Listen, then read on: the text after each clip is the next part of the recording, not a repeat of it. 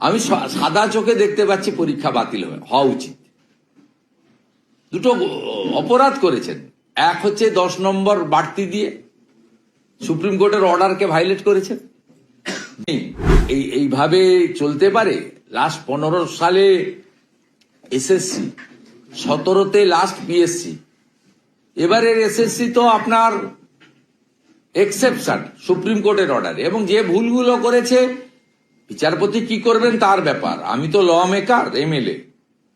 আমি সাদা চোখে দেখতে পাচ্ছি পরীক্ষা বাতিল হওয়া উচিত। দুটো অপরাধ করেছেন।